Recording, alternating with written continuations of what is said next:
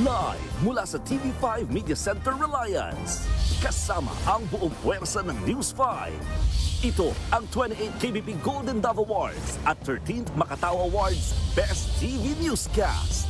Frontline Pilipinas. Kudeta sa Senado. Ipinagpapasadyos na lang ni Senate President Alan Peter Cayetano. Lord, kung ilalagay mo ako dyan, lagay mo, bilang yun na dahil. Lord, kung tatanggalin mo na ako. Na pinasaringan naman ni Yusek Claire Castro. Lord, ikaw yung sikat na ngayon na. Lagi ka na babanggit ni Senator Alan Cayetano. Hindi kasi laging Lord. Pati si Senator Tito Soto, ipinagdasal ang liderato. And dear God, give us wisdom to choose what is just over what is convenient. Habang si Senator Rodante Marcoleta, may patama sa tatraydor sa kanilang Senate majority. Mas masahol pa kay Judas yung maghuhudas sa amin.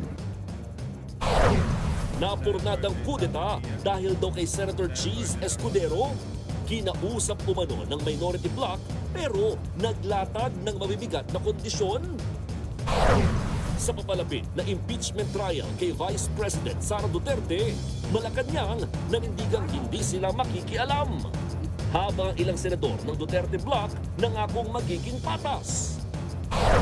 4 na taong gulang na batang lalaki, tinadyakan at sinampal. Umiiyak ka? Ang nanakit, ka-live-in ng nanay ng bata. 2 lalaki, iisa ang girlfriend. Ang ending, pagpatay gamit ang baseball bat. Sa pool sa CCTV, lalaking nag-amok at may dalang itak, hinabol ang isang rider sa Pasig. Suspect, binaril. Kasunod ng mga brownout, presyo ng kuryente nakaambang tumaas sa susunod na buwan. Eto na nga. Mga world-class na obra ng award-winning fashion designer na si Francis Libiran, bumuelta sa mga nangungopya ng kanyang obra para ibinibenta online.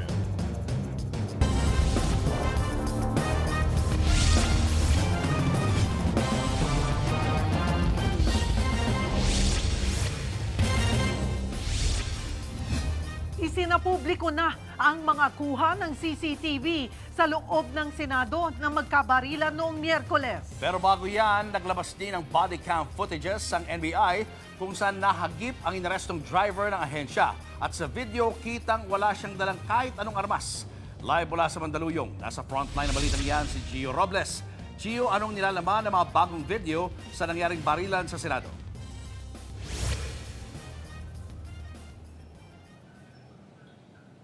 Julio Cheryl, sinigundahan na nga ni Interior Secretary John Vic Remulla ang naunang pahayag ng Malacanang na walang nangyaring pag-atake sa Senado nitong nakaraang Miyerkules. Kabilang daw yan sa mga iniimbestigahan, lalo na itong volunteer driver ng NBI na ikinulong matapos ang putukan. Balak ngayon ng kanyang kampo na magkontrademanda dahil ikinulong siya kahit na walang sapat na ebidensya.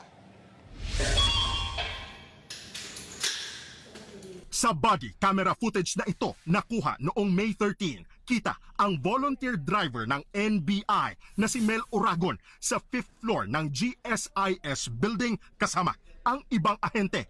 Maririnig pa ang mga putok ng baril sa pagitan ng Senate Sergeant at Arms at NBI na nasa ikalawang palapag ng gusali.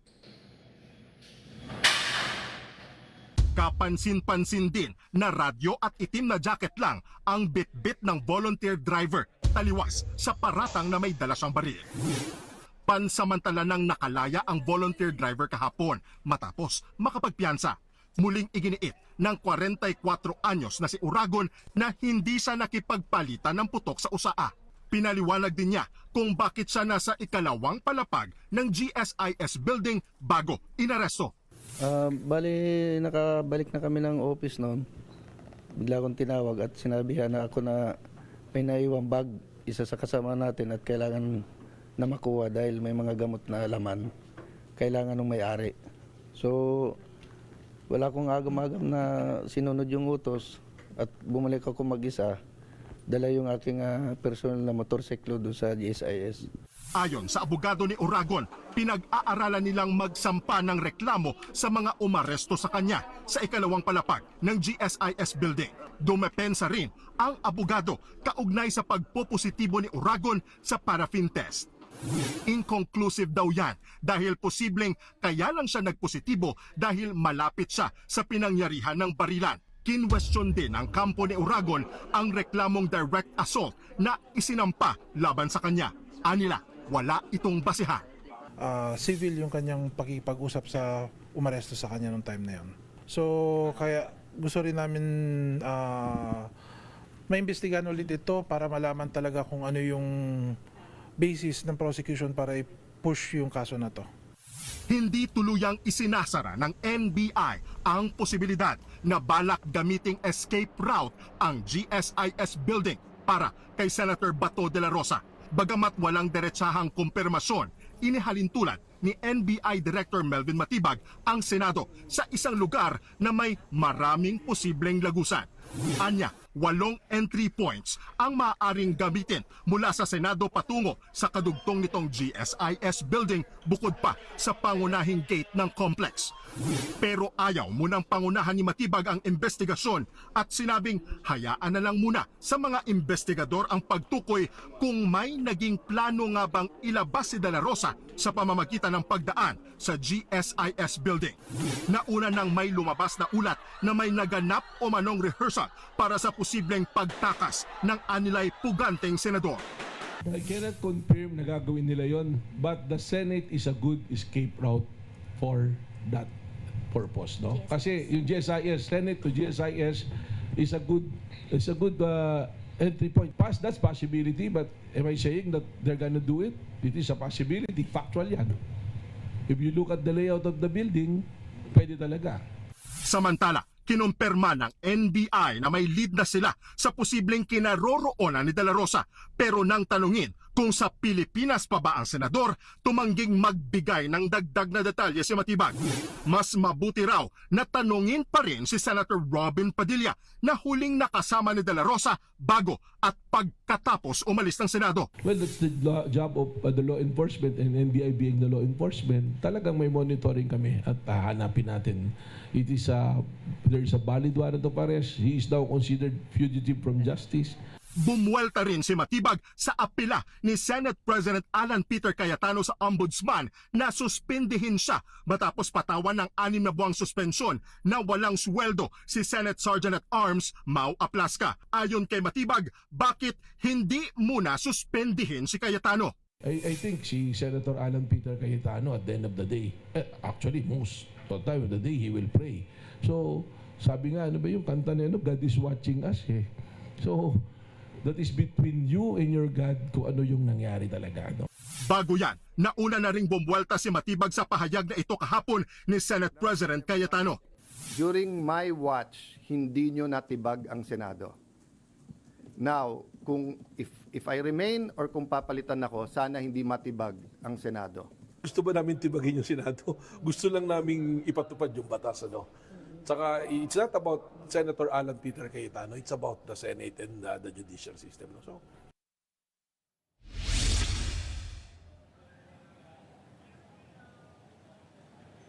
Dinepensahan ng Malacanang ang NBI na ginagawa lang umano nito ang kanilang mandato dito sa tangkang pag-aresto kay Senator Bato de la Rosa. Ayon kay Palace Press Officer Claire Castro, hindi layunin ng nangyaring putukan na tibagin ang Senado. Balik sa iyo, Julio Sharil.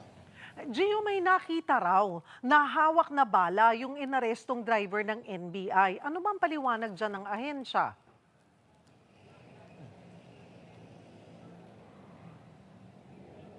Nanindigan ang NBI, Cheryl, na walang dalang baril o anumang kagamitan aside dito sa kanyang jacket at radyo. Ito nga volunteer driver na si Mel Uragon.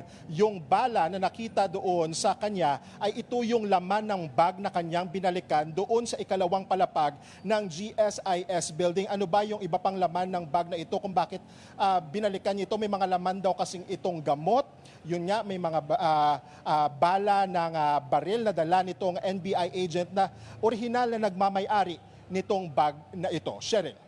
So Gio, nagmamagandang loob lang itong si Mel Argon na bumalik ng GSIS building para kunin ang bag. Yung nga, binabanggit mo, may lamang gamot. Meron ba nag-utos sa kanya na bumalik? At sino ito? At kung maglalabas ba siya ng kanyang sariling testimonya?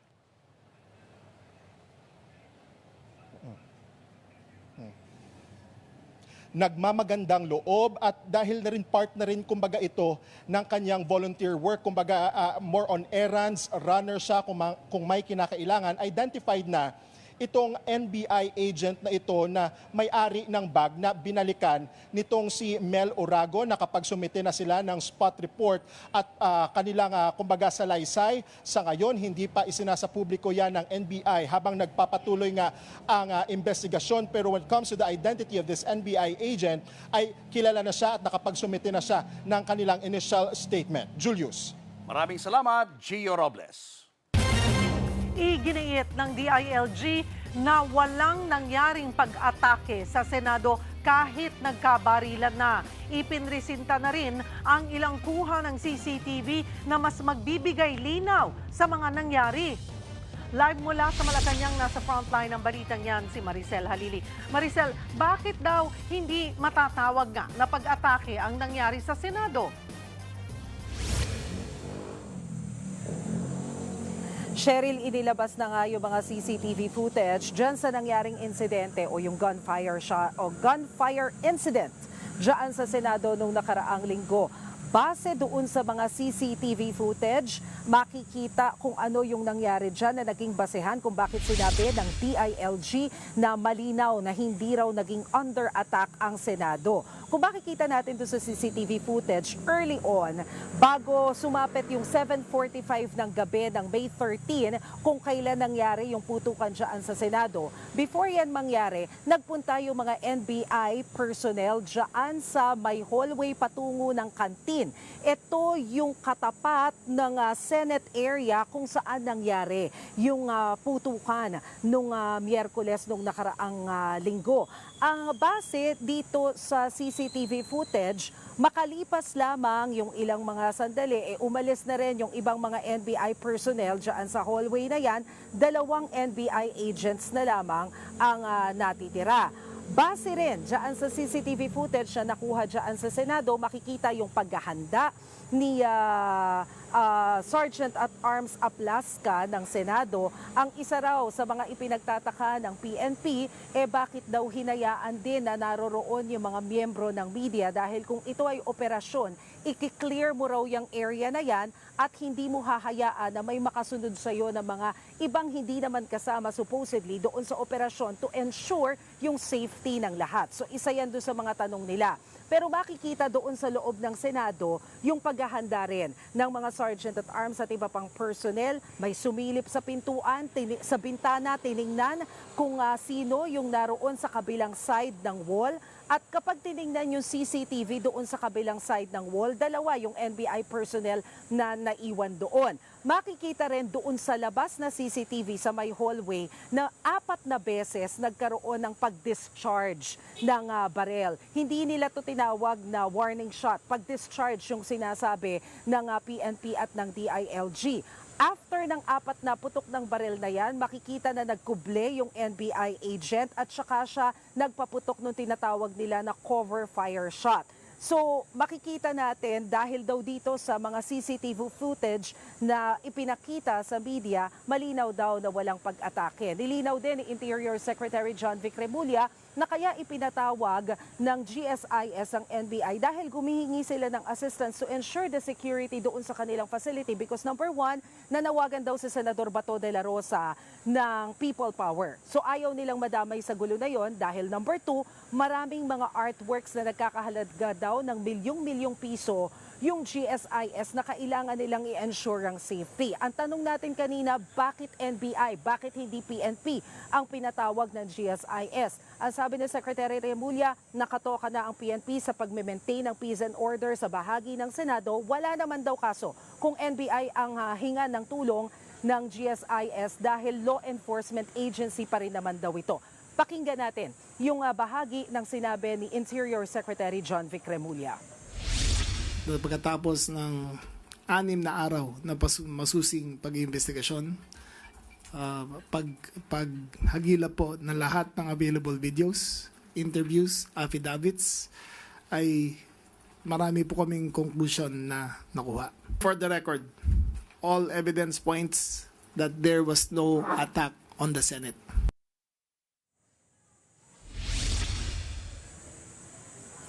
Cheryl, base naman doon sa pahayag ng Philippine National Police, partikular ang hepe nila na si General Nartates, nasa 44 shots daw yung initial na nakita nila, pero yung iba dito unaccounted pa. Etong 44 shots daw na ito ay nanggaling mula sa 4 na shooter, galing sa 4 na barel. Kaya lang, hindi pa daw na-account kung ano yung barel na ginamit nitong si retired General Aplasca dahil nung panahon na inimbitahan siya ng CIDG para makapagbigay ng detalye, hindi raw ito nakapunta. So ang plano nila ngayon, i-invite nila itong muli para makapagbigay ng more details about it. But for now, ang nakikita nila, yung mga bullet holes daw doon sa mga pintuan, sa bintana, dyan sa area kung saan nangyari ang putukan, mostly galing talaga doon sa loob ng Senado at hindi from outside papunta doon sa loob. Pakinggan natin ang sinabi ni PNP Chief General Nartates. On the outside, wala tayong makikitang bullet hole going inside the building. Okay, so and per our ballistics examination, those 44 fired cartridges came from four firearms. So meaning, meron tayong 4 na shooter.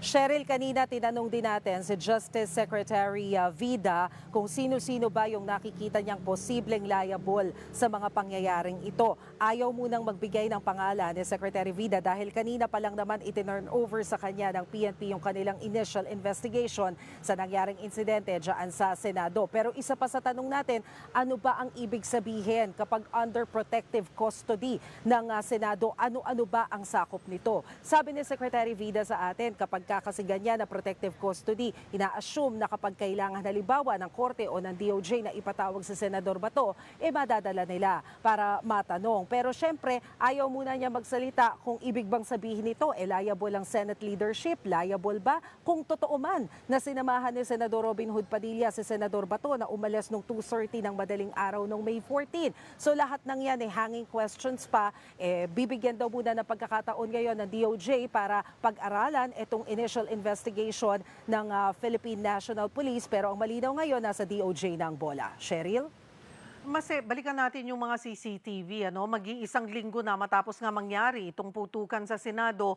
Ang tanong ngayon ng publiko, bakit ngayon lang isinapubliko itong mga CCTV?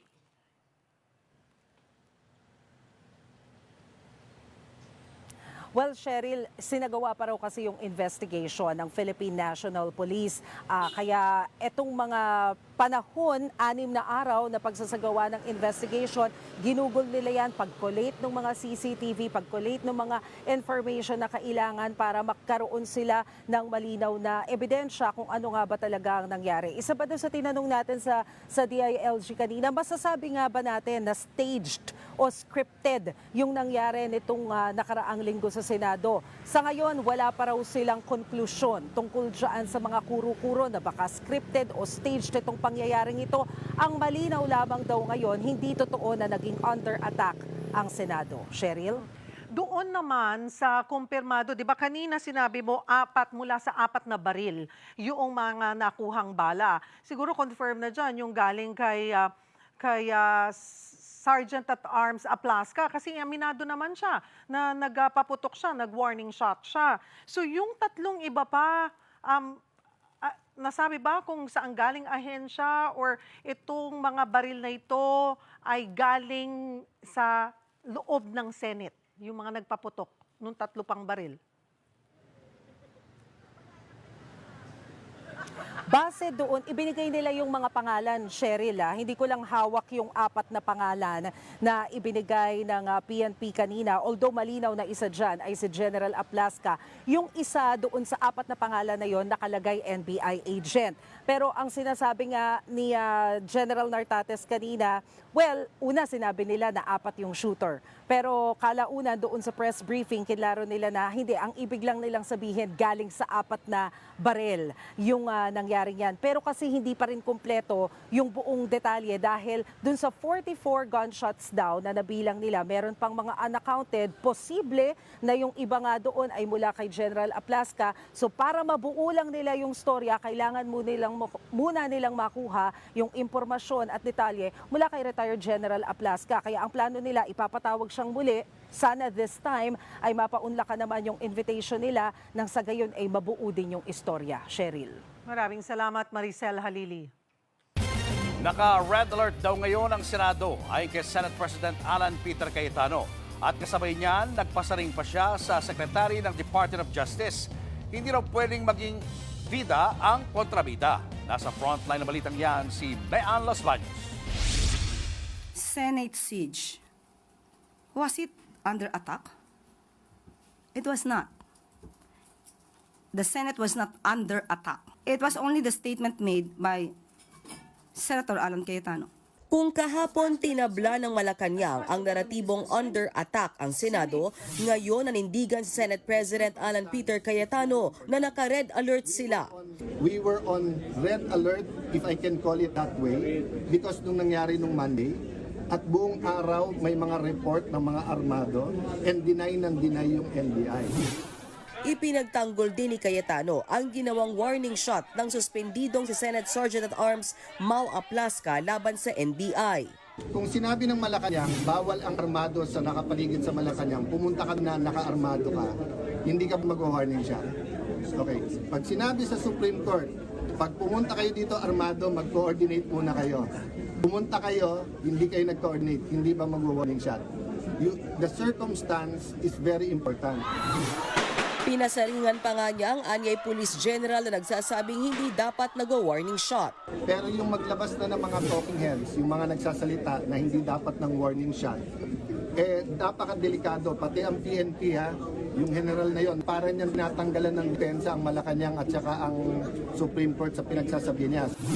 Walang binanggit si Cayetano pero kung matatandaan, ipinaliwanag ni PNP spokesperson Police Brigadier General Randolph Tuanyo ang standard operating procedure tungkol dyan. General rule daw ay bawal ang warning shot. Exemption lang daw dyan ay kung outnumbered ang kapulisan. Pangalawa, kung overpowered. At pangatlo, kung delikado raw ang buhay ng pulis. Pero ito ang pakiusap ni Cayetano sa law enforcers. Mag-ingat sa mga sinasabi. Kasi yung sinabi nyo, babalik din sa inyo. Yung time kailangan nyo ng suporta dahil dinidepensa nyo yung bansa, binigay namin. So now na may dumipensa sa Senado, mag-ingat-ingat kahit inuutusan kayo. Hindi rin pinalampas si Senate President Cayetano ang naunang pahayag ng Department of Justice o DOJ na coordinated ang galaw ng NBI nang nangyari ang putukan sa Senado. Gusto ni Secretary Bida mag-imbestiga ang NBI DOJ, pero sila ang dapat imbestigahan eh. Kaya nga ang message ko sa kanya, hindi ka pwedeng bida kung kontrabida ka. Ang NBI ay under ng DOJ na siyang gumawa ng investigating body sa nangyari sa Senado. Pero ayon kay Cayetano, bakit hindi gayahin ni Justice Secretary Frederick Vida si DILG Secretary John Vic Remulla? Kung gusto mo mag-imbestiga, kailangan neutral ka. Si Secretary John Vic hindi ko kasama sa politika. Si Secretary John Vic, maraming policies namin, hindi niya gusto ka. Pero nung pumunta siya dito, malinaw. Impartial, sabay tayo, ano kailangan mo sir? Kailangan ko CCTV, sinapit namin. Sa ngayon, hawak na ng PNP ang CCTV footage sa loob at labas ng Senado. Hinihiling din ng PNP na makuha ang mga personal footage ng mga media personnel at mga individual na posibleng makatulong sa investigasyon sa naging gulo sa loob ng Senado. Nagbabalita mula sa Frontline, Mean Los Baños, News 5. Kahit may ICC warrant of arrest, nanindigan ang kampo ni Senator Bato de la Rosa na hindi siya pugante. Hindi rin daw nagtatago o umiiwas sa mga otoridad ang senador, pero mismong mga abogado niya hindi alam kung nasaan si de la Rosa. Live mula sa Maynila, nasa frontline ng balitang yan, si Camille Samonte. Camille, ano pang mga argumento ng kampo ni Senator Bato?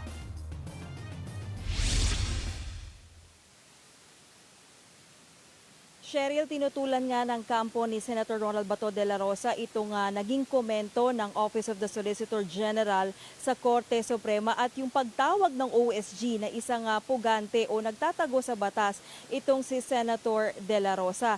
Ang giit ng mga abogado niya, walang pruweba na nagtatago sa mga otoridad si Senator Bato.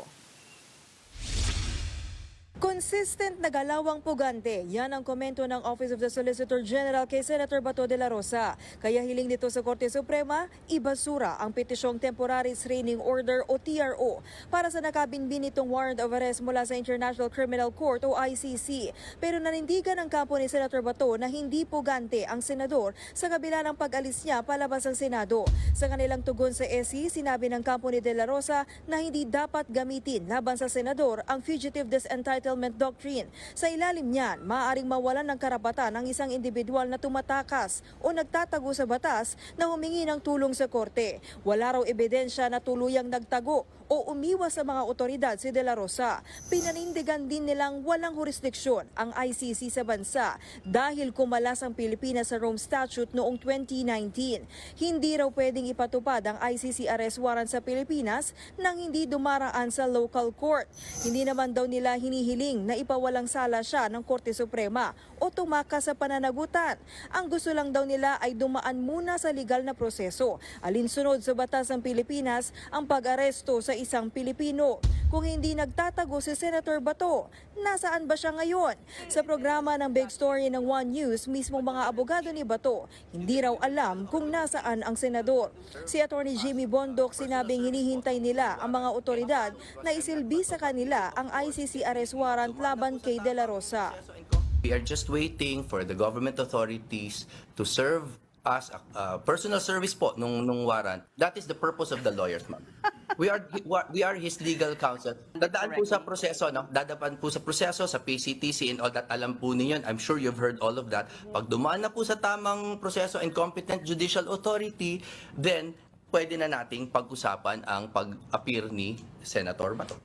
Si Senator Robin Padilla naman na ayon sa NBI ay person of interest sa pagsibat ni De La Rosa sa Senado, tikom din kung nasaan ang senador. Ang alam ko, wala na siya dito sa amin. Oo, diba? Pero sir, ngayon may hearing siguro lahat ng legal, kasi yun naman ang hiningi namin sa resolusyon, di ba? Na lahat magawa ni Bato yung legal remedy. So, tama naman kung ano yung ginagawa ng abogado niya. Magkasama kayo ni Sen Bato sa 5th floor during that time? Oo, nung nagkagulo. May video pa yun eh, umakyat kami. Ano, sir, kaya wala akong share sa inyo tungkol sa nangyari doon. Ang alam ko lang, nung nabalitaan ko na may nagtutukan, bumaba ako, nakunan pa yun eh. Tinanong ko yung mga senador. Pero nang tanungin kung sasakyan nga ba niya sumakay ang kapwa senador para makaalis ang Senado, sagot ni Padilla, antayin natin yung investigasyon. Sabi niyo sir, yung pinaka-humble na sasakyan.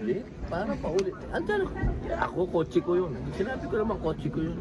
Sa ngayon, may lead na ang NBI kung nasaan si Bato.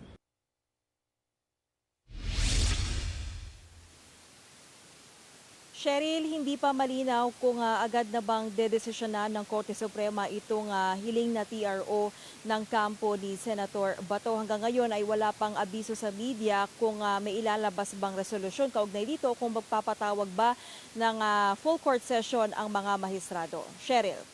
Camille, sabi mo sa report mo, ginigiit nga ng kampo ni Senator Bato na walang ebidensya na umiwas siya sa mga otoridad. Di ba meron nga siyang video sa Senado na tumatakbo sa hagdanan habang hinahabol ng NBI. At ngayon, hindi rin siya nagpapakita. Walang may alam kung nasaan siya. Hindi ba ito sapat na ebidensya?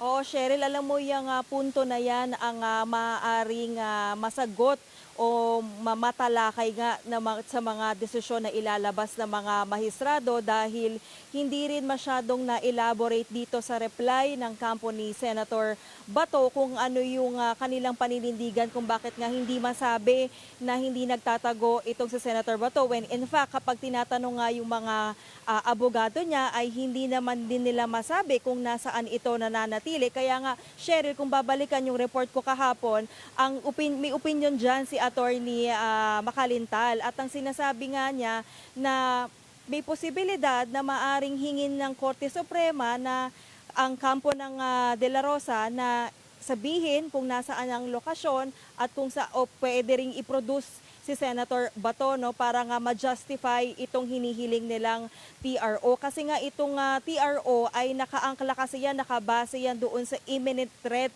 na hinaharap nga nitong isang akusado o yung humihiling nga nitong motion. Pero dahil nga umalis na sa Senado itong si Senator Bato, yan yung medyo magiging complicated. Yan ang sinasabi ni Attorney Makalintal. Pero then again, Cheryl, yun nga, hintayin natin kung ano yung magiging tugon dyan ng mga mahistrado. Camila, ano yung mga posibleng senaryo sakaling maglabas ng TRO ang Korte Suprema? Stop na ba ang pag-aresto kay Senator Bato?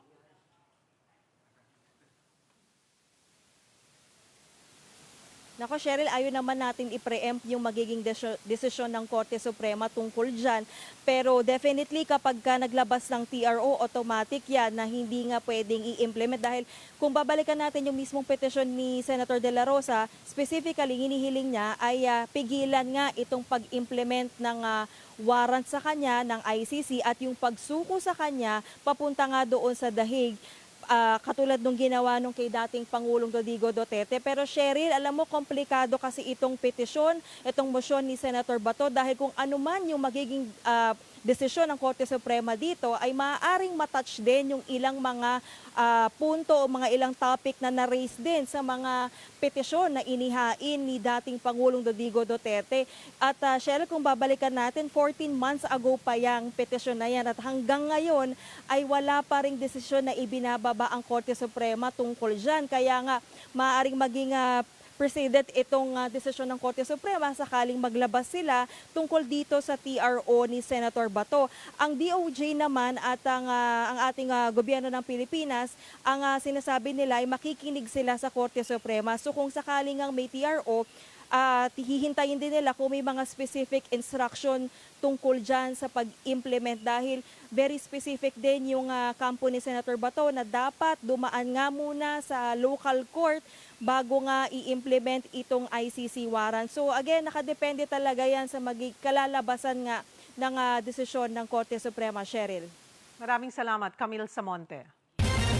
Sa gitna ng alingasgas ng kudeta sa Senado, meron mga napadasal at merong tinawag na hudas ang mga magtatraidor. Habang si Senator Cheese Escudero, bakit biglang nadadawit ang pangalan kaya raw napurnada ang planong kudeta? Nagbabalik si Mean Los Baños. 13 majority versus 11 minority. Ganyan na ang Senate composition ngayon. Bagamat walang kudeta, ang minorya nadagdagan ng puwersa. Mula kasi sa independent, lumipat sa kampo ni Senate Minority Leader Tito Soto sina Senators J.V. Ejercito at Mig Zubiri. Sa isang interview, sinabi ni Zubiri na natauhan siya sa nangyaring putukan sa Senado noong nakaraang linggo.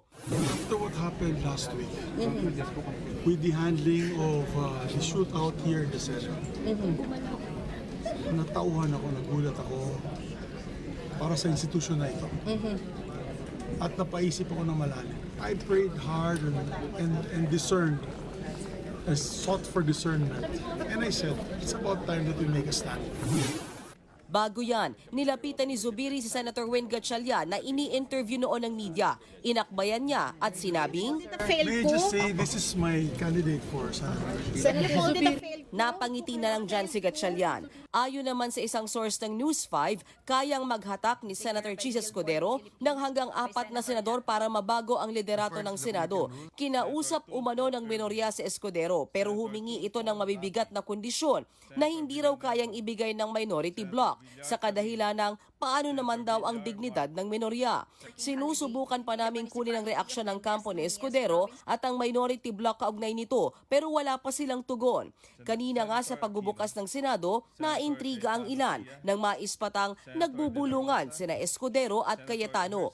Bago rin yan, nakitang nagtatawanan palabas ng elevator sina Senator Ping Lacson at Senate President Pro Tempore Loren Legarda. Matatanda ang sinabi ni Lacson na may tampo siya kay Legarda matapos itong bumaliktad at umanib sa kampo ni Cayetano. Pero sakaling ang may bumaliktad sa 13 mayorya, sagot ni Senator Dante Marcoleta dyan, Kaya mas masahol pa kay Judas, yung maghuhudas sa amin.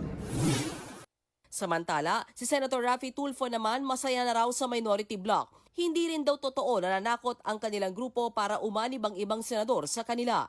Isa ho ba kayo dun sa mga may nakausap daw na allegedly merong pananakot daw po? Pananakot? Pananakot daw po para sumama sa inyo, sa side Ay, ninyo yung mga... hindi namin gagawin yun. At never, ni isa sa amin, hindi gumawa ng ganon. We will not do that. Why would we? Kayo po ay sa minority, sir? Minority. Come what may. Kahapon ang tanungin si Cayetano tungkol sa maugong na kudeta, ipinagpapasa Diyos na raw niya ang lahat. The last time I felt like this was during the time ng Hello Garcia. Kasi it's just so pure. I mean, I'm not saying lahat ng decision ko ay tama. I'm imperfect as anyone else.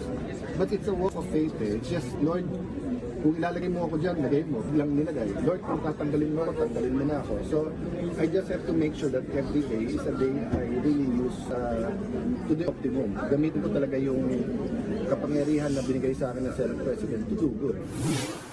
Dahil mula pa kahapon na dadamay ang Diyos mula sa prayer event ni Cayetano hanggang sa mga interviews ito, biro tuloy ni Palace Press Officer Undersecretary Claire Castro sa Senador sa programa ng One News na Political Beat.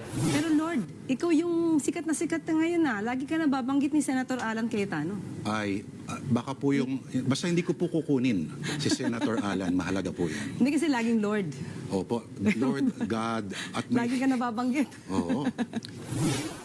Kung usapang Diyos lang din, mabigat naman ang dasal ni Senator Soto sa pagbubukas ng plenaryo kanina.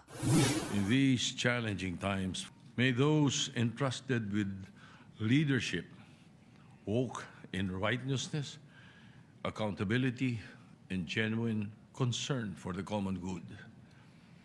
Grant us the courage to do what is right, even when it is difficult.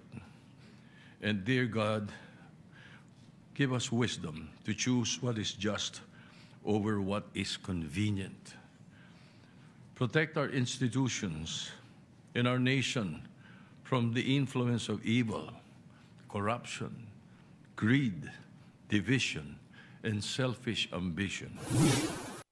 Mabigat ang usapin ng Senate presidency, lalo na ngayong nasa Senado na ang articles of impeachment ni Vice President Sara Duterte. Base sa konstitusyon, oras na mapatalsik ang bise sa posisyon, papalit sa pwesto ang sinumang mapipili ng Pangulo na papaboran din dapat ng mayorya ng Senado at sa Kongreso. Nagbabalita mula sa Frontline, Mean Los Baños, News 5.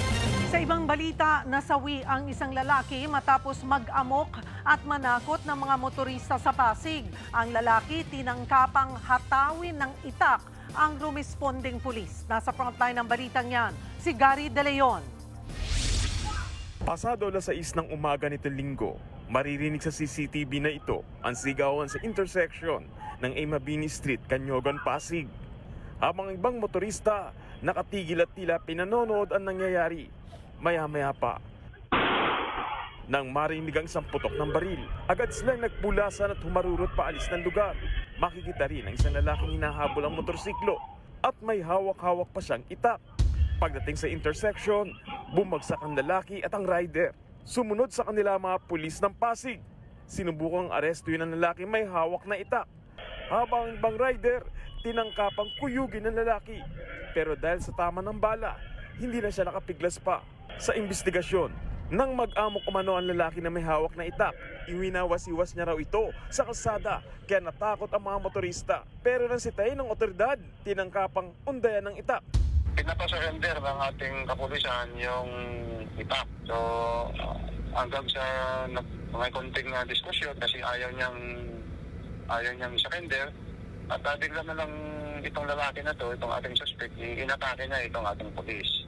Hindi nagpawat ang nag-aamok na lalaki at tinangkapang habulin ng rider. Kaya lang, nasawi rin dahil sa tama ng bala. Na-recover ng mga pulis ang isang itak na may habang 20 pulgada. Posibleng na-impluensyahan umano ang lalaki ng iligal na droga na dumarayo pa sa ibang lugar. Dumating na ang kanyang kaanak na nanggaling pa sa Valenzuela para kunin ang kanyang bangkay. Habang ang pulis na nakipagbuno, maharap pa rin sa reklamo matapos mapatay ang suspect. Matapos yung investigation dahil use of fire, pagkataroon siya ng admin case to defend himself fully doon sa proper investigation. Nagbabalita mula sa frontline, Gary De Leon, News 5. 2 lalaki pero iisa lang ang girlfriend. Nang magkabistuhan, nauwi yan sa pangahampas ng baseball bat kung saan isa ang namatay. Narito ang frontline report. Duguan at wala ng buhay ang lalaking iyan sa bypass road sa barangay Kaingal sa San Carlos City, Pangasinan. Sa tabi ng biktima, merong baseball bat na posibleng ginamit panghampas sa kanya. Ang suspect, 23 years old na lalaki. Ang motibo sa krimen, love triangle. Itong biktima po at ang suspect ay meron po silang girlfriend. Isa lang po ang girlfriend po nila.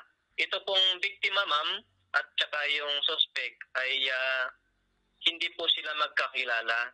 Nagkakilala lang po sila noong ito pong suspect po ay tumawag sa kanilang girlfriend at ang sumagot po ay ito pong biktima.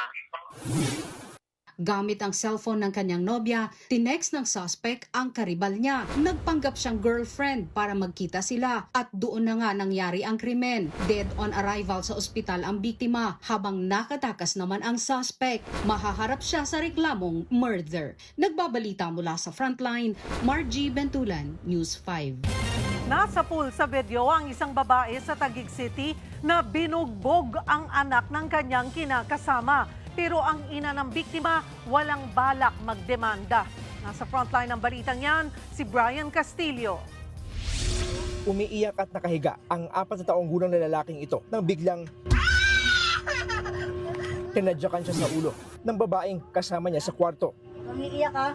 Tila pinagagalitan pa ng babae ang bata bago muling tadyakan. Sa bandang hita, sinampal niya pa ang bata at muling tinadyakan. Ipinost ng isang concerned citizen ng video na napag-alamang nangyari sa barangay Western Bikutan, Taguig City. Matapos mag-viral ang video, nagkasalang follow-up operation ang Taguig Police. Naaresto ang suspect sa kalapit na barangay. Sa investigasyon, lumalabas na kinakasama ng ina ng bata ang babaeng suspect. Posibleng napag-initan daw ang bata nang magtalo ang ina at ang suspect. Nakaalis na umano ang ina ng bata papasok sa trabaho nang mangyari ang pananakit. Nakainom daw siya, hindi niya sinasadya. Kasi tinanong ko siya, bakit mo sinasaktan yung bata? Kanya hindi ko talaga sinasadya. Ang tiyuhin ng bata ang naghatid sa bata sa ospital. Nga lang meron siyang iniinda sa likod niya. Nakita ko na meron siyang pasa at saka may mga ilang bruises at parang may kagat eh. Kaya tinatanong ko siya, masakit ba? Na-turn over na ang biktima sa Taguig City Social Welfare and Development Office. Wala raw balak magsampa ng reklamo ang ina ng bata. Ayaw niya nga kasuhan yung kanyang ginakasamang. Kaya may rapat namin at sinabi ko na isama siya sa kaso. Dahil yun ay form ng abuse din po. May neglect siya bilang ina ng bata. Pero desidido ang tiyuhin ng biktima na panagutin ng suspect. Tumanggi ng humarap sa kamera ang suspect na makaharap sa reklamong child abuse. Sinusubukan pa naming kunin ang panig ng ina ng bata. Nagbabalita mula sa frontline, Brian Castillo, News 5. Mga kapatid, nagbabadya na naman ang taas singil sa kuryente sa susunod na buwan. Sa kabila yan ng mga naranasang brownout. Nasa frontline ng balitang yan si Gerard de la Peña. Nabulabog ang marami dahil mainit na nga, nagkaroon pa ng rotational brownout sa malaking bahagi ng Luzon. Isa na lamang dyan, si Lucy Manlapas. Sariwa pa sa kanyang hirap na dinanas nang mawala ng kuryente ng 3 oras noong nakaraang linggo.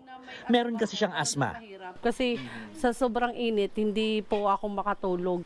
Nasa labas lang po talaga kami dyan sa may terrace nakatambay. Mas matindi pa nga po sa bagong taon kasi lahat ng tao naglabasan. Ang masakla pa, nainitan na nga sila ng sobra, magbabayad pa sila ng pagkalaki-laki. Batay sa datos na nakalap ng grupong Power for People Coalition, doble ang presyo ng kuryente sa Wholesale Electricity Spot Market o WESM mula May 13 hanggang 15. Ito yung panahong pumalya ang dalawang malaking linya ng National Grid Corporation of the Philippines o NGCP na naging dahilan naman ng pagnipis ng supply ng kuryente sa Luzon at Visayas. Kaya nagkaroon ng rotational brownouts. Kapag walang makuhang kuryente ang mga distribution utility katulad ng Meralco at mga electric cooperatives, sa Wholesale Electricity Spot Market o WESM ang takbo nila, kung saan mas madalas kaysa hindi ay mas mahal ang ibinebentang kuryente. Dahil dyan, asahan na raw ang paglaki ng electricity bill pagdating ng Hunyo. Sino ngayon ang may responsibilidad sa hindi naman, wala naman tayong kasalanan doon eh. Right? Ang may kasalanan dyan, NGCP at yung mga nag-unforced shutdowns ng mga planta. Maging ang Energy Regulatory Commission o ERC, pinagpapaliwanag na rin ang mga power plants sa mga nangyaring brownout, lalo't bawal ang unscheduled maintenance shutdown kapag tag-init. At kung kailan mataas ang demand ng kuryente, tinitingnan din ng ERC kung may sabwatan ng power generation companies. Ito nga ay isa, of course, sa laging na iisip o nakukonclude na sa tuwing magkakaroon ng kakulangan ng supply, ay ito ay sinadya nang sa ganon ay pataasin ng presyo. Dagdag pa ng ERC, maraming ang ipinatayong power plant pero problema naman ang transmission lines kung saan dadaloy ang kuryente mula sa planta papunta sa mga bahay. Kaninang umaga lang, nagkilos protesta ang grupong bayan sa harap ng tanggapan ng Meralco. Ang sigaw nila, alisin ang 12% VAT sa kuryente at ibasura ang EPIRA Law o ang Electric Power Industry Reform Act. Ayon sa grupo, nagbibigay lang ito ng labis na kapangyarihan sa mga private electricity distributor at power generation companies. Isa rin daw ang EPIRA Law sa dahilan kung bakit patuloy ang pagtaas ng singil sa kuryente sa bansa. Pero giit ng Meralco, dumaraan naman daw ang kanilang singil sa masusing pagsusuri at pag-aproba ng ERC. Dumaraan din sa competitive selection process o bidding ang mga power supply agreement nila sa mga supplier para makuha ang pinakamurang presyo ng kuryente. Nagbabalita mula sa Frontline, Gerard de la Peña, News 5. Kahit aminadong maka-Duterte, nangako ang ilang senador na magiging patas sila sa paglilitis kay Vice President Sara Duterte. Ang Malacanang naman hindi raw makikialam sa impeachment trial. Nasa frontline ng balitang yan, si May Ann Los Baños. I state your name. I, Alan Peter Compañero Shram Cayetano, Solemnly swear solemnly swear that in all things appertaining to the trial of the impeachment of Vice President Sara Zimmerman Duterte, that in all things appertaining to the trial of the impeachment of Vice President Sara Zimmerman Duterte, now pending, I will do impartial justice according to the Constitution. I will do impartial justice according to the Constitution and laws of the Philippines. and the laws of the Philippines. So help me God. So help me God.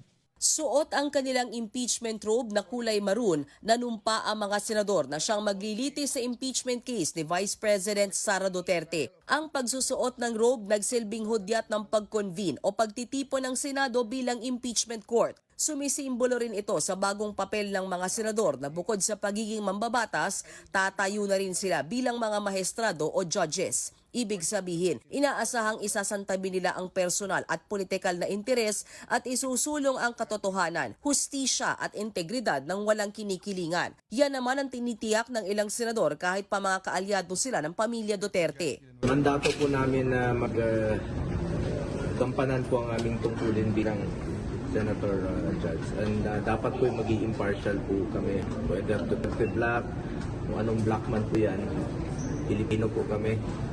Dapat kumpanan namin ang aming tungkulin. At ako naman, magiging impartial po ako.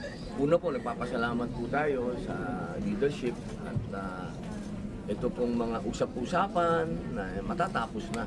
Kasi masyadong maraming ipinukol sa amin, sa majority patungkol sa impeachment. Sana po ito, nakikita niyo naman po, fourth week.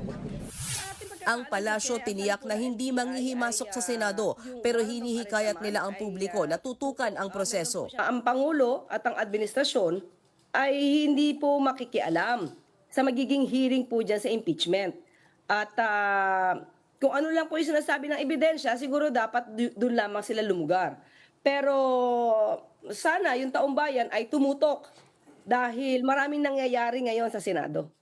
May hamon din ang Malacanang sa mga senador. Yung mga senador, sa inyo po nakatutok ang kamera kung dapat ba kayong pagtiwalaan ng taong bayan pagdating po sa impeachment trial. So kayo po ang mga players dyan, kumbaga. So ipakita niyo po sa taong bayan, hindi lang sa Pangulo, hindi lang sa Palasyo. Pakita niyo po sa taong bayan, nakatiwa-tiwala po kayo dyan.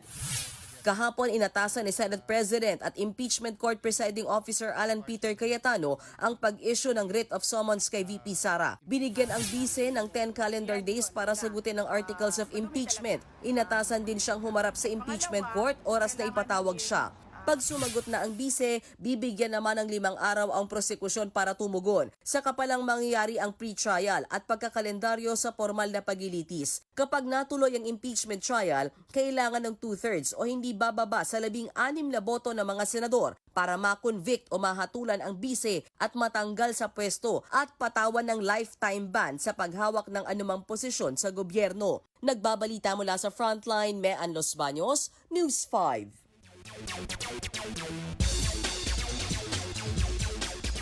Naging maaga ang pag-exit ni Pinay tennis sensation Alex Ayala sa Strasbourg Open matapos matalo sa round 1 ng torneo. Nakaharap ni Alex ang pambato ng Ukraine na si Alexandra Olinikova. Nasungkit ni Ayala ang unang set sa score na 6-3 kaso nabigo siyang i-secure ang second at third set sa score na 5-7 at 3-6. Ang tournament sana ang magsisilbing warm-up ni Ayala para sa French Open na magsisimula sa May 24. Nananatili naman si Ayala bilang world ranked number 38 na may 1,340 points. Showbiz, eto na nga! Mga kapatid, eto na nga ang mga umaarangkadang showbiz balita ngayong Martes. Full support ang Kings of P-Pop SB19 sa pinakabagong P-Pop girl group na Zonara. Nasa frontline ng balitang yan, si News 5 Entertainment Correspondent Von Belinario. Palaban, walang inuurungan, and the girls are ready to show who they are. Opisyal nang inilabas at ipinakilala ang bagong P-Pop girl group na Zonara and their debut single, Tabi. Sobrang excited po namin. Most of us, hindi po kami nakatulog. Wala po kaming tulog, pero ayun po, we're very grateful po na nandito na po kami. Matinding training ang dinaanan ng grupo for 2 years sa ilalim ng 1Z Entertainment ng P-Pop Kings SB19. We would like to establish our sound po talaga and eventually and hopefully inspire the upcoming artists. Ang may papangako po ng Zonara is always elevating the standards. Mag-inspire, mag-encourage lang po ng mga artists at mga gusto pa pong maging artist na lahat po ng dreams nila ay possible po. At malaki raw na itulong ng kanilang mga kuya at mentors sa SB19. We're so blessed po. And they're very hands-on po with us. They really give us time and advice. And they really look out for us po. Kuya po talaga namin sila. Kaya naman full support ang SB19 sa launching event ng grupo sa Escolta, Manila. Sa panayam nga noon sa SB19 matapos ang kanilang wakas at simula the trilogy concert finale kung saan nag-debut ng live ang Zonara, sinabi ng grupo kung gaano sila kasaya para sa bagong P-Pop group. Makikita po nila ang SB19 ng mga bado. Ay, parang pinapanood ko yung old self ko katulad ng question. Old self, kami to, ganito kami, yung punong-puno ng passion, yung excitement. Pangako ng Zonara sa mga tagahanga at sa P-Pop community, lagi nilang gagalingan sa gitna ng pressure. As long as we stay consistent, authentic, and yun po parang grounded lagi, I think mahanap din po namin yung right opportunities for us. Available na ang debut single nilang Tabi sa mga streaming platform. Nagbabalita mula sa Frontline. Von Belinario, News 5. Susunod, News 5 exclusive. Babae na natalo raw sa kasino, bigla na lang humiga sa kalsada. Flood control project sa distrito ni Congressman Pulong Duterte ipinasisilip sa ombudsman. Pero sagot ng kongresista, bakit Davao City lang? At ilang obra ng fashion designer na si Francis Libiran kinokopya. Abangan ang lahat ng yan sa pagbabalik ng Frontline Pilipinas.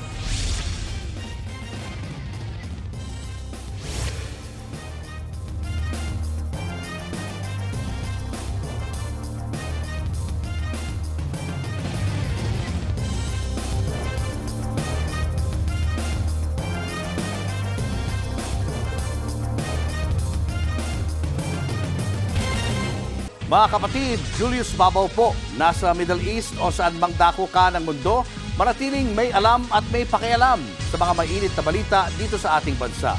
Simulan po natin ang bawat araw sa tuloy-tuloy na balitaan sa Frontline. Mag-follow at mag-subscribe sa social media pages ng News 5. Naabala ang ilang motorista nang bigla na lang humilata ang isang babae sa gitna ng highway sa Cebu City. Ay sa taxi driver na maghahatid sana sa kanya na may problema raw ang babae dahil natalo ito sa kasino. Nasa frontlining balita si John Aroa ng News 5 Visayas Exclusive. Alas 5 ng madaling araw kanina, huminto ang taxi na ito sa tulay sa B. Rodriguez Street sa Cebu City. Maya-maya lang, maaaninag na isang babae ang bumaba rito. Ilang minuto ang nakalipas, ang taxi driver naman ang bumaba at sinundan ang kanyang pasahero. Pagkalipas ng 5 minuto, umalis na ang driver ng taxi. Nang makaalis ang taxi, lumabas ang pasahero mula sa madilim na bahagi ng tulay at saka tumawid ng kalsada. Pero pagdating sa gitna, bigla na lang siyang humilata. Maagang nakapagminor ang paparating na motorsiklo, kaya agad itong naiwasan ng babae. Ang mga paparating na motorista, walang nagawa kundi huminto. Pati ang mga sumunod na motorista, walang nagawa kundi umiwas. Kalaunan, dumating ang mga traffic enforcer para ayusin ang dalo ng trapiko sa lugar. Pero ang babae, nakahiga pa rin at hindi gumagalaw. Dito na isinugod ang babae sa ospital. Kwento ng taxi driver, sumakay ang babae mula sa isang club. Nakainom daw ito at gustong magpahatid sa bahay nito sa Talisay City. Pero habang nasa biyahe, iyak daw ng iyak ang babae at nagpupumilit bumaba sa lugar. Ang kaso, hindi pa siya nakakapagbayad sa driver. Malaki raw ang utang niya sa kasino na 63,000 pesos at hindi na raw niya kayang bayaran. Sabi niya, kapag hindi siya makabayad, makukulong daw siya, kaya yun ang problema niya. Ayon sa barangay, delikado ang ginawa ng babae. Actually, it's very dangerous kasi that's an highway. Mabuti na lang yung dumaan, umastop. Kasi, bilis ng takbuhan ng mga sasakyan doon. Highway yun eh. Sa ngayon, nasa Cebu City Medical Center na ang babae at sasailalim sa medical exam. Naipaalam na rin sa pamilya nito ang nangyaring insidente. Nagbabalita mula sa Frontline, John Aroa, News 5, Visayas! Nagsampa ng reklamo sa Ombudsman si ACT Teachers Party List Representative Antonio Tino para paimbestigahan ang maanumalya umanong flood control projects na nasa distrito ni Davao City Representative Pulong Duterte. Ayon kay Tino, base sa pagsasaliksik ng kanilang team ay nakitaan ng irregularidad ang 80 flood control projects sa 1st District ng lungsod. May ilang proyekto raw na doble ang kontrata at budget na inilaan. May ilan din daw na idiniklarang 100% complete kahit hindi pa natatapos. Noticeably, ang pinakamalaking contractor dito yung Genesis 88. So ito yung kay Escandor, dating presidential advisor ng dating Pangulo Duterte. So in other words, malapit talaga ito sa mga Duterte. Dapat mas imbestigahan dahil may mga red flag, may mga marka ng anomalya ang mga ito. Sa isang Facebook post, tinawag naman ni Congressman Pulong na selectively blind si Tino. Tanong pa ni Pulong, bakit pinag-iinitan ang Davao gayong sangkot sa mas malalaking kontrobersya ang mga nasa administrasyon at mga kaalyado nito. Dagdag pa niya, may record naman daw ang DPWH Davao Region ng lahat ng infrastructure projects na above standard o mas mataas pa sa pamantayan ang pagkakagawa sa Davao City. Pero imbis na kilalanin yan, ay mas interesado pa raw si Tino na siraan ang pamilya Duterte.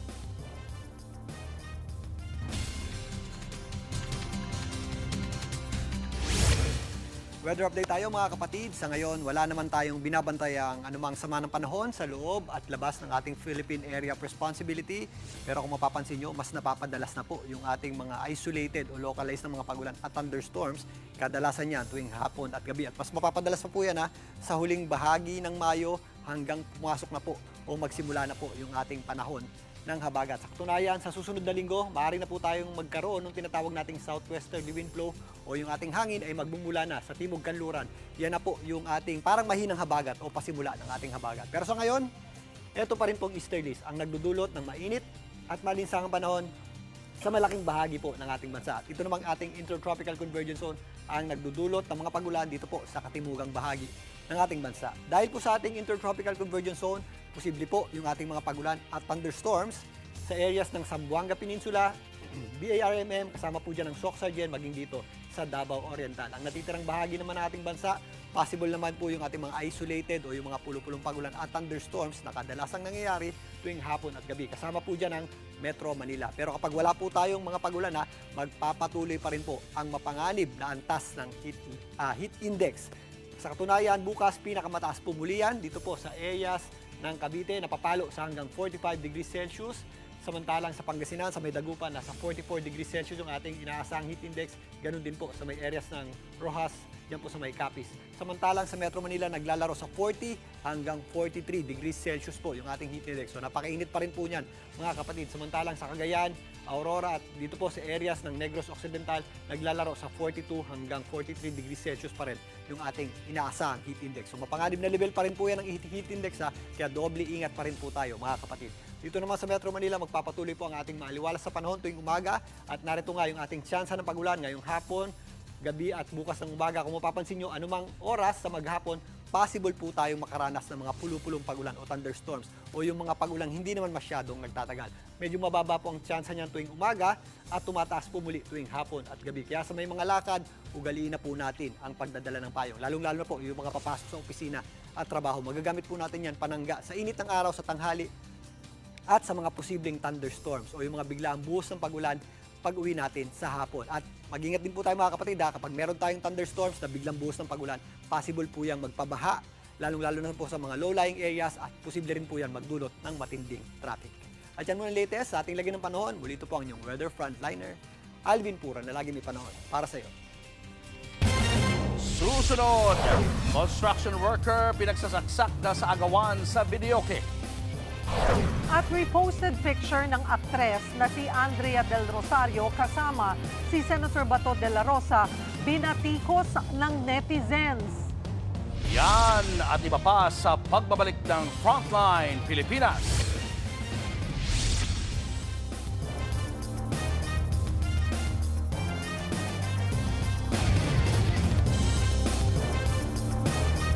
Mga kapatid, Julius Babaw po. Nasa Middle East o sa amang dako ka ng mundo, manatiling may alam at may pakialam sa mga may init na balita dito sa ating bansa. Simulan po natin ang bawat araw sa tuloy-tuloy na balitaan sa Frontline.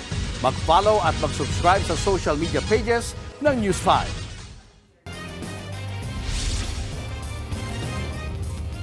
Trolls at fake news ang pinakamalaking hamon sa impeachment trial ni Vice President Sara Duterte ayon sa House prosecutors.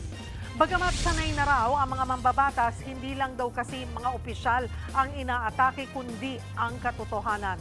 Hindi rin daw sila nababahala sa posibleng epekto ng impeachment sa kanila sa 2028 elections. One of the biggest challenges that we face is fake news at trolls. Dapat matigil na yan.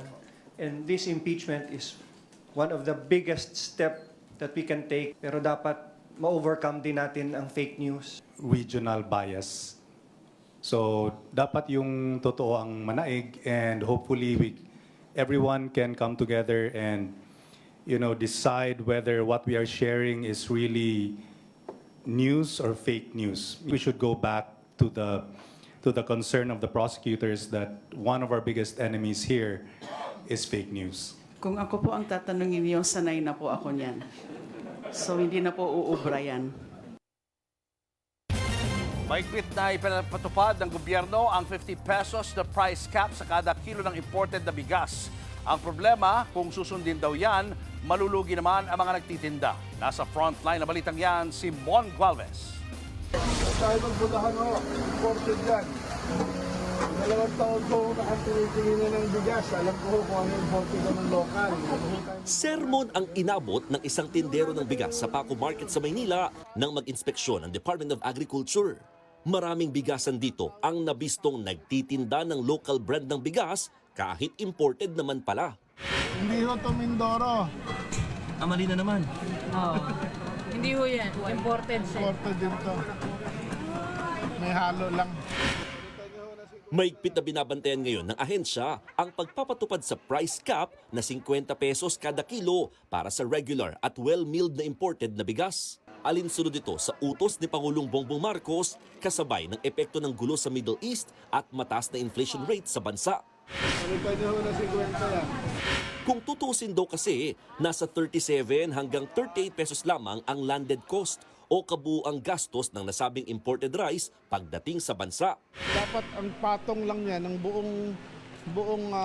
buong sistema is 10 pesos lang. So kung 38 ang landed, dapat 48 nga lang yan eh.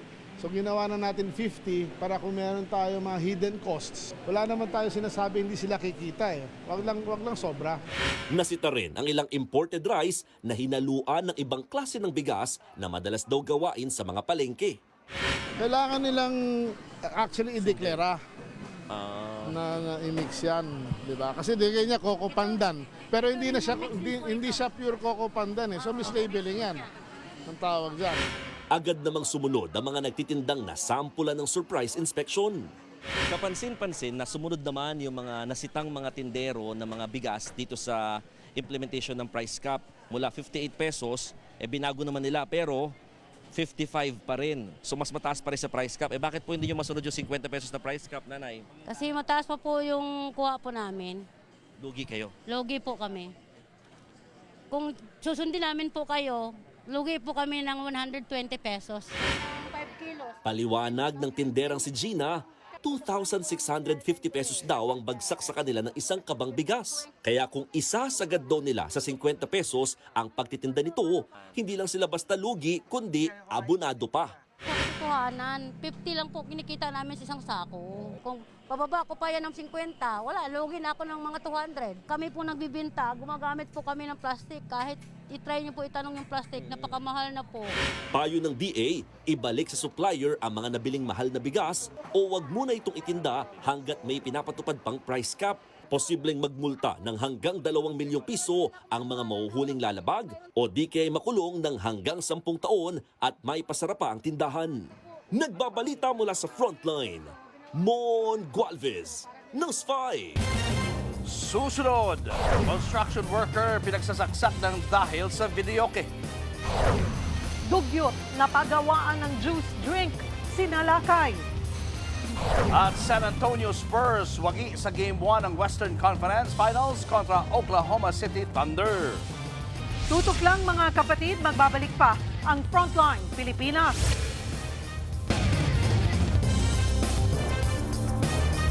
Mga kapatid, Cheryl Cosim po. Nasa Estados Unidos, Canada o saan mang dako ka ng mundo, manatiling may alam at may pakialam sa mga mainit na balita dito sa ating bansa.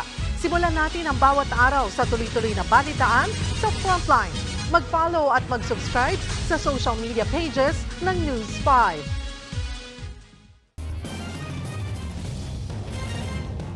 Sinalakay ang ilegal at dugyot na pagawaan ng juice drink sa San Fernando, Pampanga.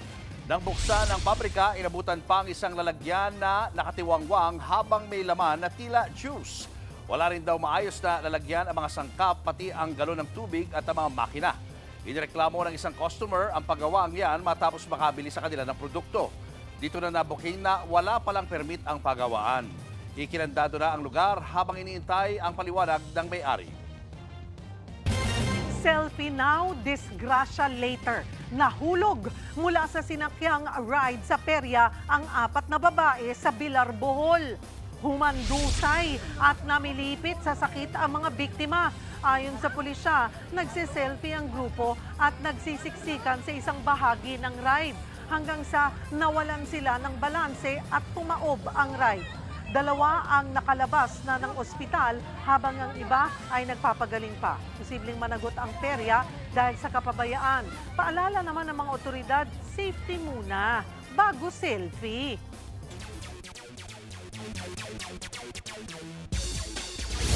Nagwagi ang San Antonio Spurs sa Game 1 ng NBA Western Conference Finals kontra Oklahoma City Thunder. Sa kanilang unang tapatan, umabot pa ng double overtime ang dalawang koponan.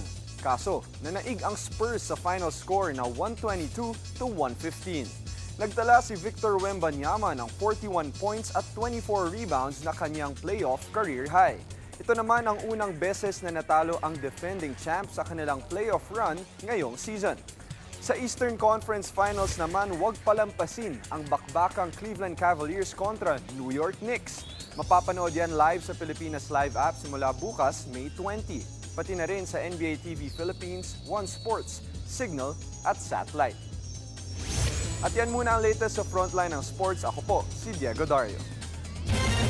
Susunod, binatilyong siklista patay matapos mahulog sa bangin.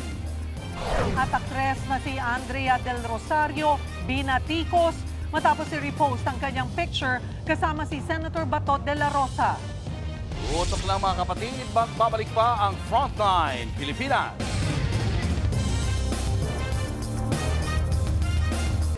Mga kapatid, Cheryl Cosim po. Nasa Estados Unidos, Canada o saan man dako ka ng mundo, manatiling may alam at may pakialam sa mga maiinit na balita dito sa ating bansa. Simulan natin ang bawat araw sa tuloy-tuloy na balitaan sa Frontline. Mag-follow at mag-subscribe sa social media pages ng News 5. Patay ang isang binatilyong siklista matapos mahulog sa bangin sa Benguet. Base sa investigasyon, nawala ng kontrol ang 13 anyos na lalaki nang mapadaan sa sirang bahagi ng kalsada hanggang sa diretsong nahulog siya sa bangin na nasa 30 metro ang lalim. Isinugod pa siya sa ospital pero idineklara ring dead on arrival. Noong 1 taon pa gumuho ang kalsada sa kasagsagan ng bagyong Uwan. Pero ayon sa barangay, ang naging aksyon lang daw ng DPWH, paglalagay ng caution tape. Ayon naman sa DPWH Benguet, under procurement na ang pagsasaayos sa kalsada. Nabulabog ang isang lamay sa Davao City nang biglang may nanaksak. 4 sa mga nakikilamay ang pinagsasaksak ng suspect na si alias Warren. Isinugod sila sa ospital at nasa maayos na kalagayan ngayon. Base sa investigasyon, away sa sugal, ugat ng krimen at nasing paraw ang suspect. Nauwi rin sa areglo ang insidente, kaya pinalaya rin kalaunan ang nanaksak. Showbiz, eto na nga!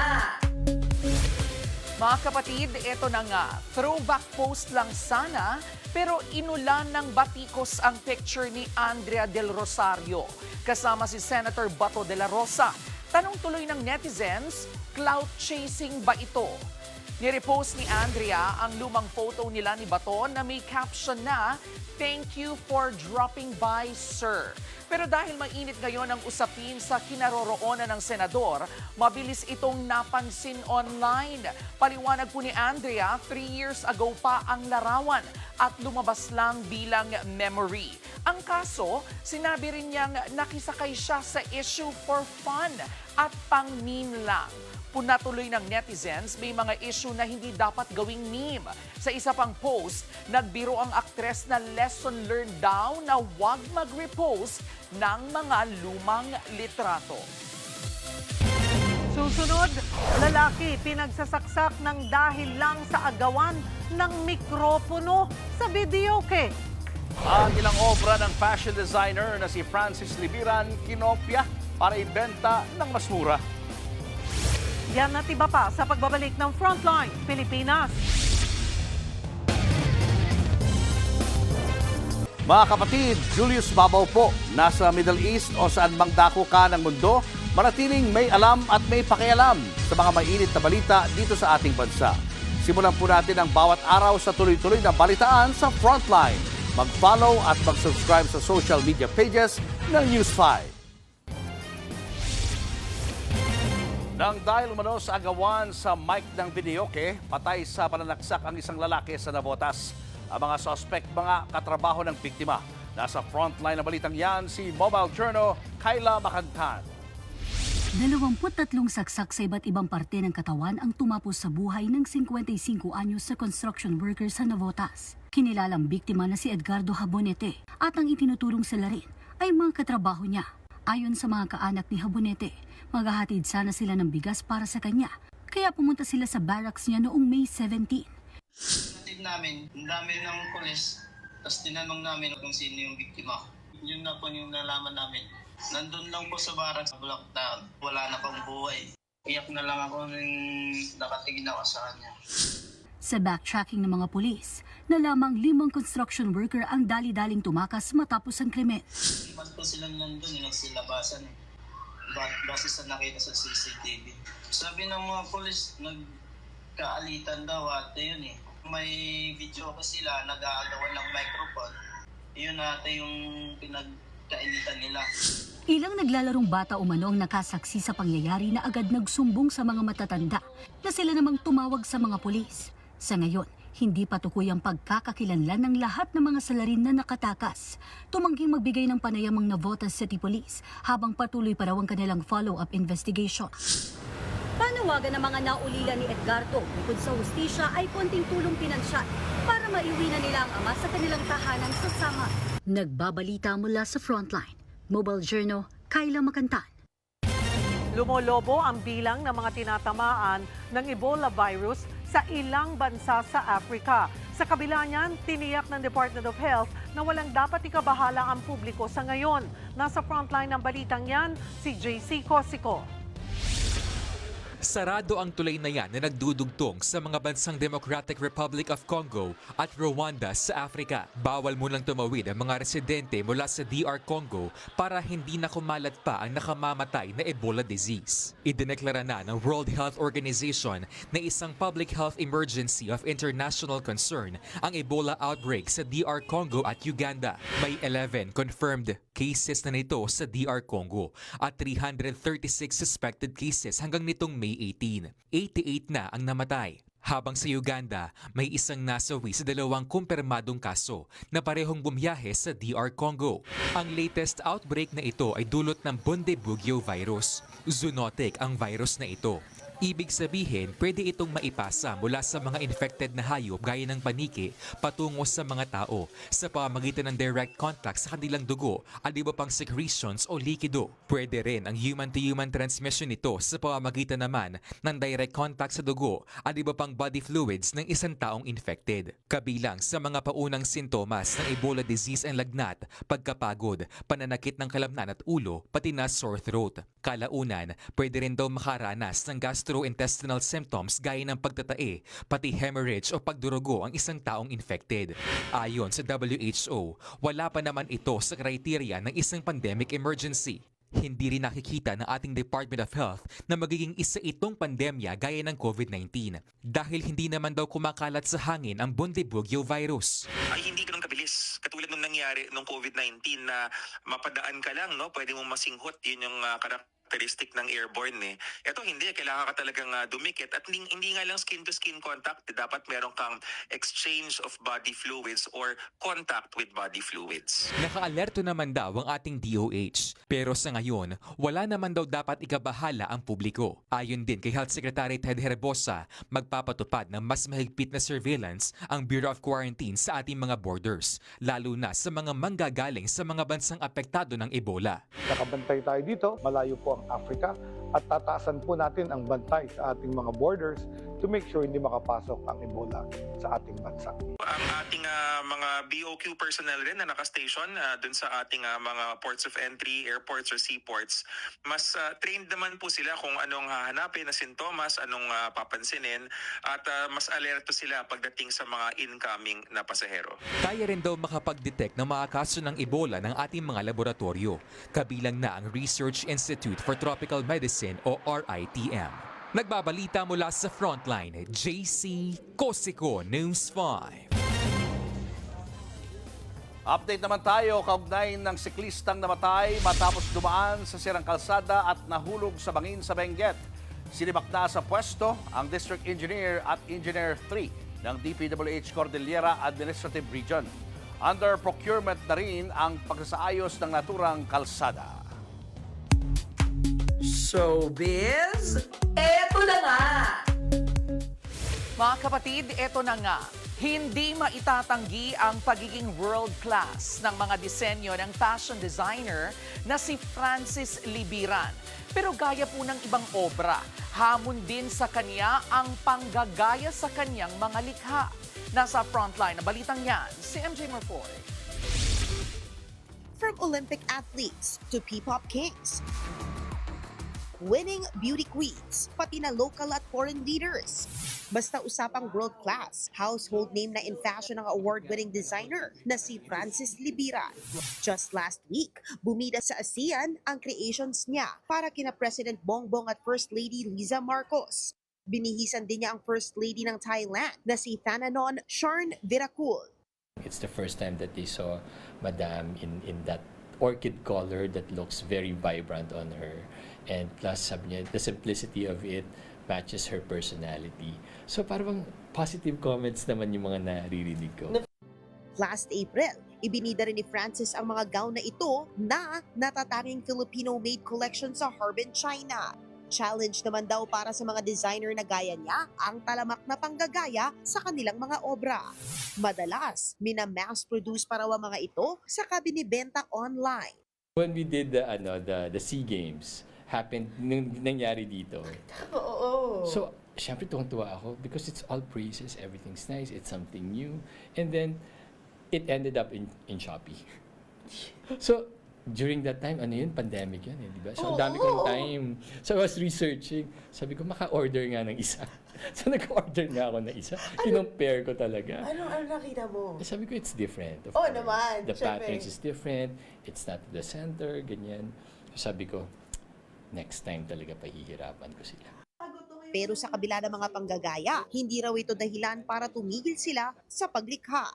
For the younger generation is you really need to think carefully. When you're designing, put your identity to it because that will make a big difference. Diba? Pwedeng kinuha mo yung inspiration pero ginawa mo to your identity. And that will make it very unique. Dahil sa bawat tahi, burda at disenyo, hindi lang moda ang kanilang binubuo, kundi ang pagkakakilanlan ng Filipino fashion sa buong mundo. Nagbabalita mula sa Frontline, MJ Marfori, News 5. At yan nga po ang ating mga showbiz update ngayong Martes. See you tomorrow mga kapatid. Ako po si Jerby Wrightson. Abangan niyo ulit kami bukas dito sa TV5 sa 1PH RPTV, True TV at 105.9 True FM. Kami ang inyong mga kapatid sa Balitaan at Public Service. Walang iwanan sa Frontline Pilipinas.